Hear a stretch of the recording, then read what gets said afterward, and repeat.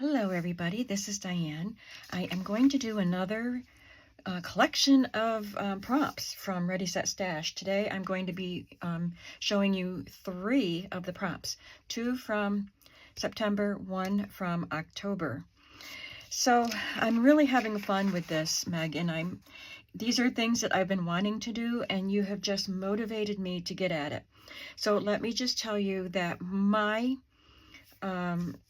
thoughts for this stash for myself are to just make things quickly. That's how I'm getting mass making out of it, because if I was precious with it and, you know, really, I'm still trying to be thoughtful with it, but, you know, I could take a lot of time.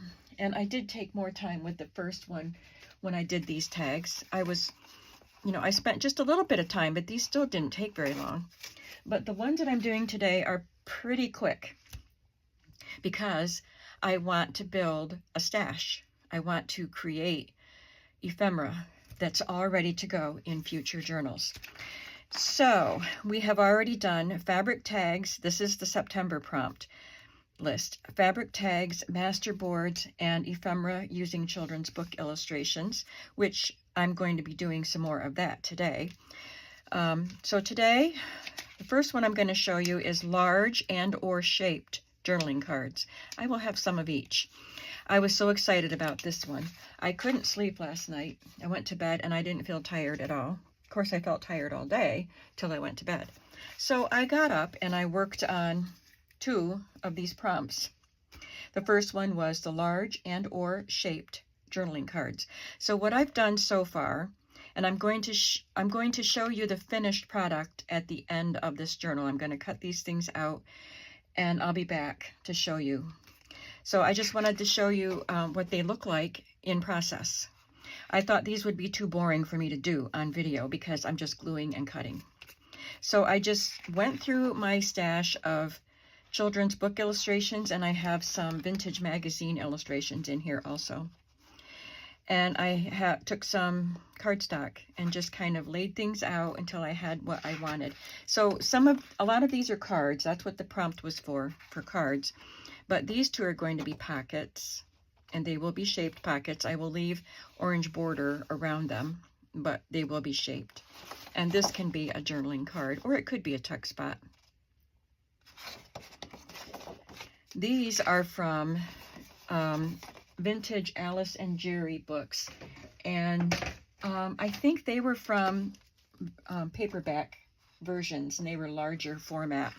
So these pictures are quite large, and I liked the shape. Of course, the text was here, so I thought this would be a really fun tuck, upper tuck. And then I have some pockets. And this is from an old Goldilocks book, and it was very fragile. So I got it glued down, and hopefully it will remain intact. And I'll cut that out, and this will be a journaling card or a little side tuck.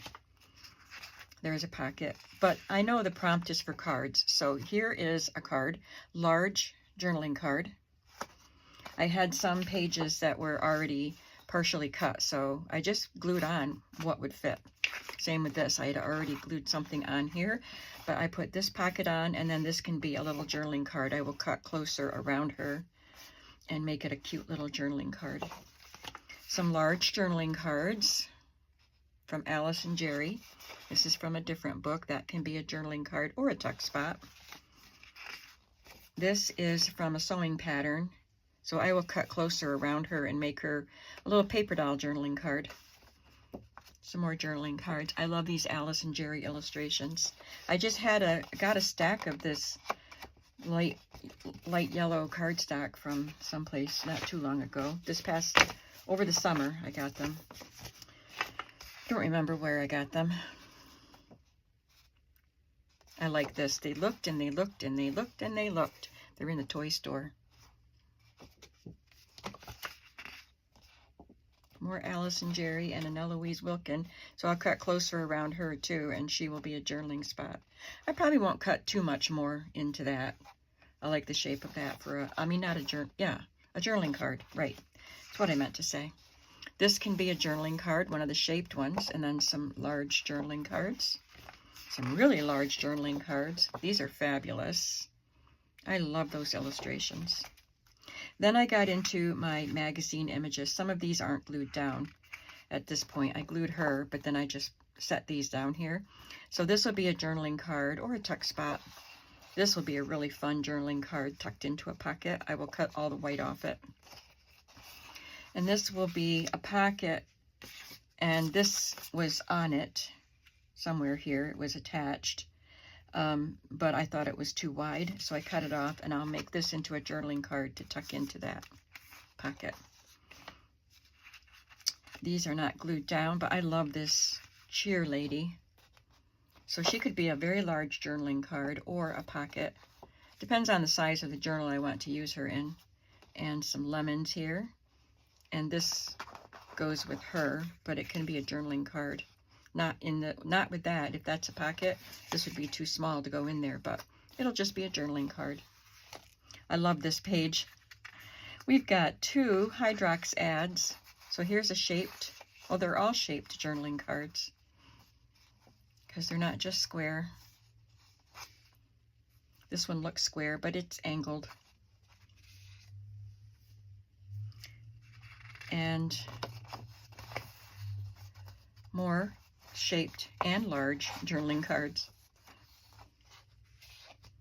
This is, well, these are from a Ward's catalog, not Sears, Ward's. So I need to cut that straighter. And they'll just be some nice rectangular journaling cards. And then these 2 will be fun. So I just kind of played with space that I had and tried to fit as many things as I could. This is also from the Ward's catalog, and I thought that would be a fun journaling card. All of those linoleum patterns that you could get back then. An ad from an old magazine. That one did get glued down. And this is from the Ward's catalog also. That'll be a journaling card or a pocket. It depends on what I need at the moment. And some advertisements for some makeup and some Heinz vinegar. So I'll get these cut out. And I also found these as I was going through my ephemera, my pieces, and these were already done. They're glued onto cardstock. I don't know why they got tucked back into my magazine image folder. So I already have these done. I'll put those with my ready-made ephemera. All right, so I will, when I get these cut out, I'll come back at the end of this video. So make sure you stay tuned to see what these look like. I mean, I'm sure you can imagine it, but I think it's fun to see them all cut and ready to go. So I'm not going to X that off until I'm done with them, until I have them cut out. The other one I wanted to do on this page is altered index cards. I have so many index cards, and I thought a really quick way to use the index cards would be, I have colored ones, white ones, vintage ones, grid ones, and I dyed some of them, so I used a little bit. I made 10 cards, so I used a little bit of everything. But I have these little buckets of tiny scraps, so I thought if I just fabric scraps and lace scraps, and then in my rickrack drawer I have these little bits of rickrack that don't go on. They're too small to go on the cards. They're just scraps. So I wanted to use some of these. And I made 10 cards, and I made them so quickly that I might make some more to show you at the end of the video, because I just grabbed things and sewed them on. So here is a piece of linen with a rickrack on it. Just some little fabric scraps with rickrack. This was a piece of fabric that I stamped on, and that was in those little buckets. It's a piece of muslin. And this is a coffee dyed card. More little pieces of fabric. Rickrack fabric lace. It's got all of them. And I ruffled this piece up. It was a long, narrow piece, so perfect for a ruffle. This one doesn't even have any lines on it. This was a good shape for a tab, and then I just added some pink rickrack. And I took the cut off piece of that pink rickrack and did this piece.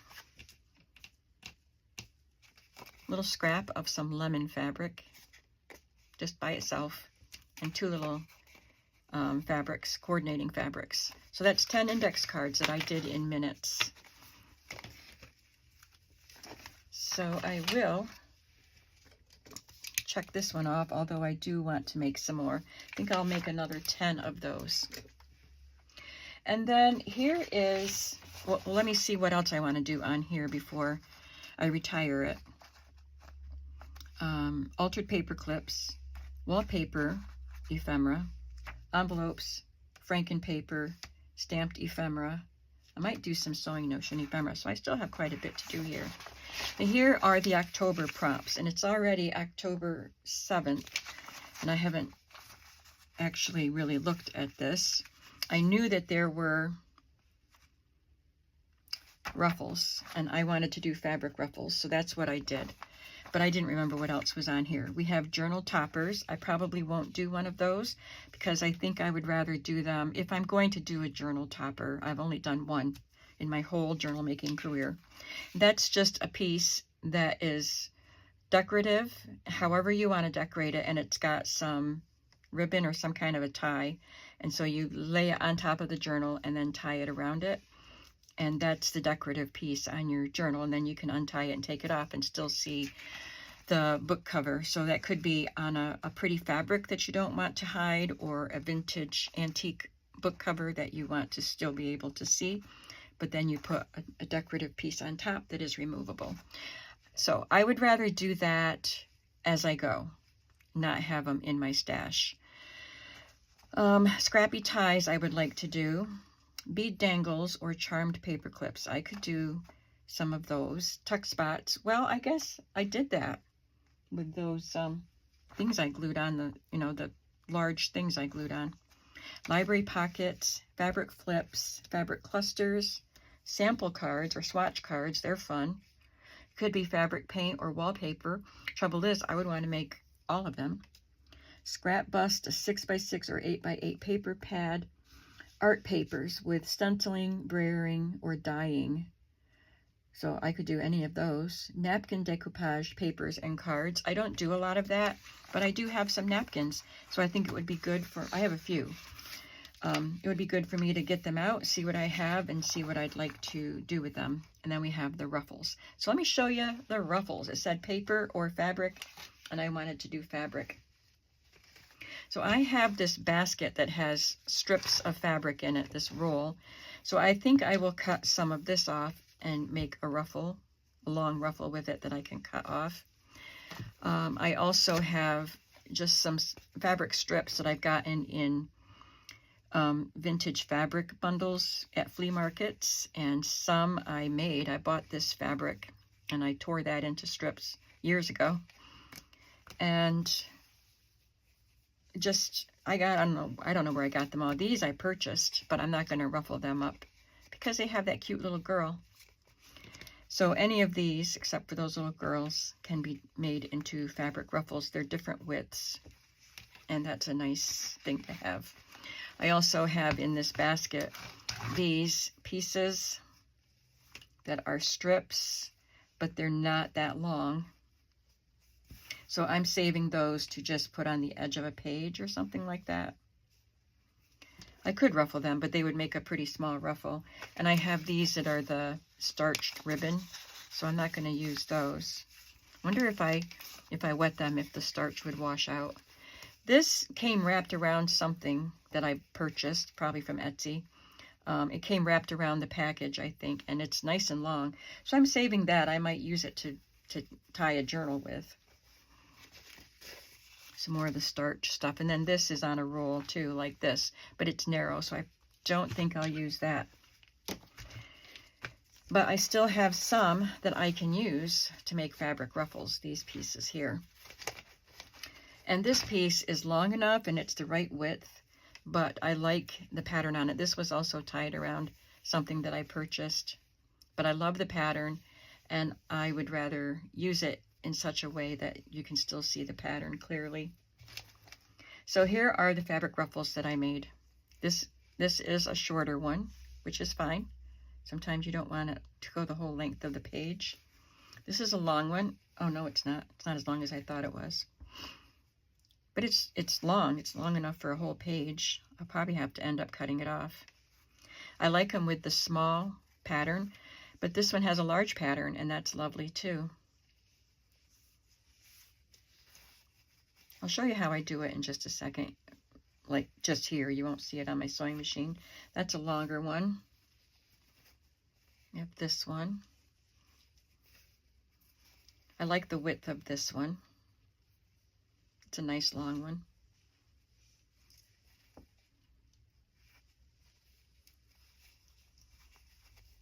I love the blue and white. And I could have made those wide ones narrower, but sometimes I might want a wide one. So I'd like to put fabric ruffles in the journals that I'm currently working on. And if none of these are what I want, if I don't want these colors, I can make some more. So I'll take a strip and I'll show you how I do it.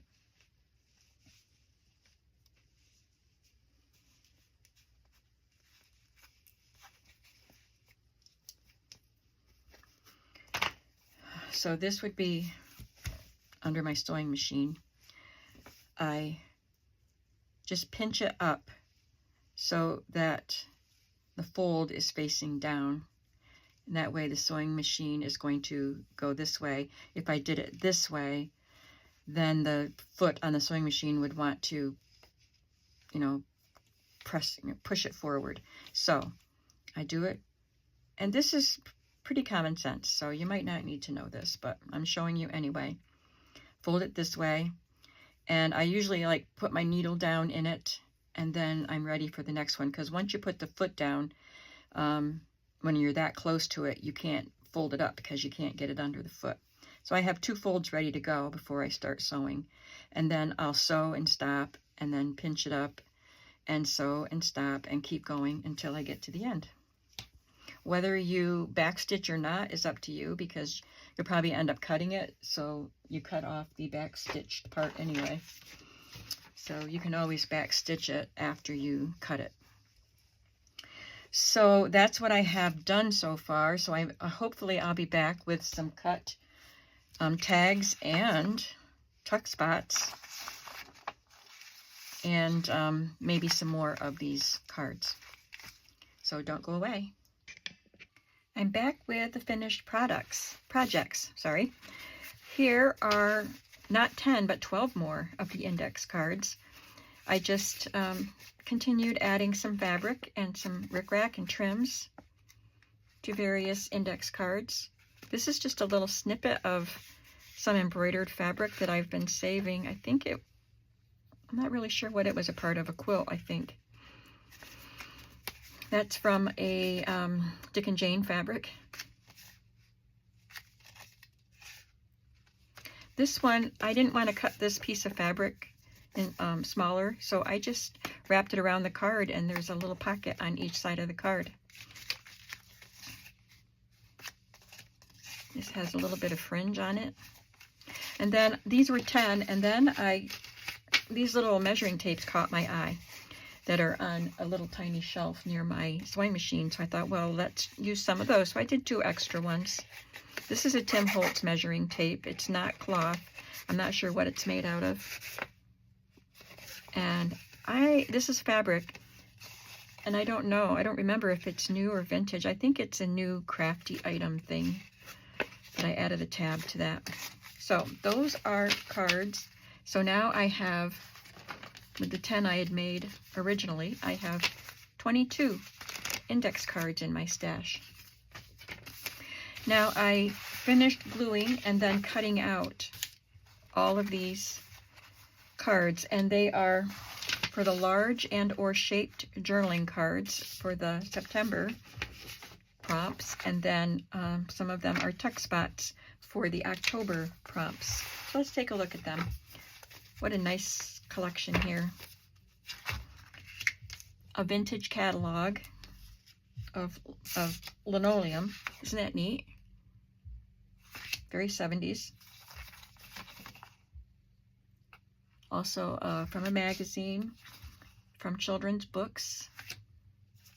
I love these big journaling cards.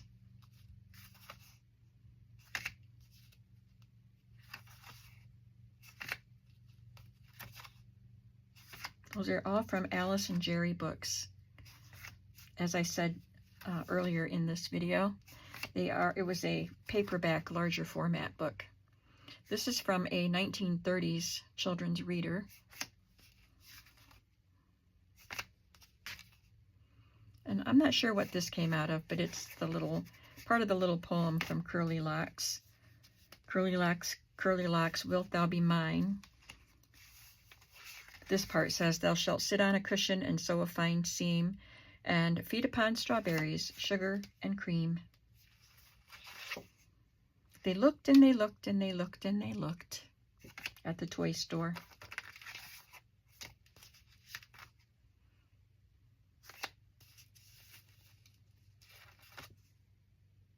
I love that picture.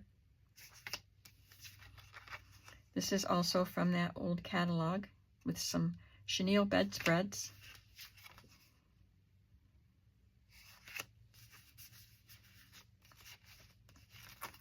That'll be a pocket.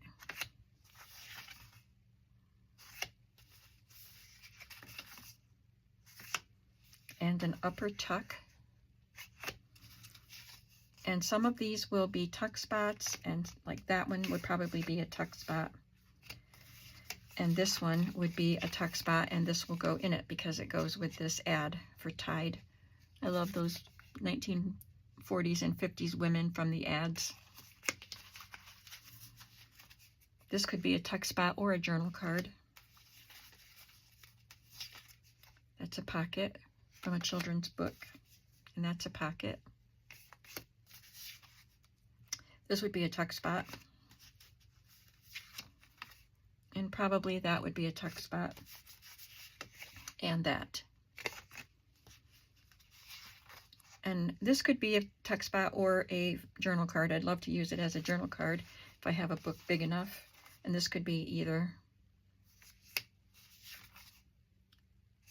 A lot of these could be either. This would be a journal card. And that. And that. And that. That came off of a sewing pattern.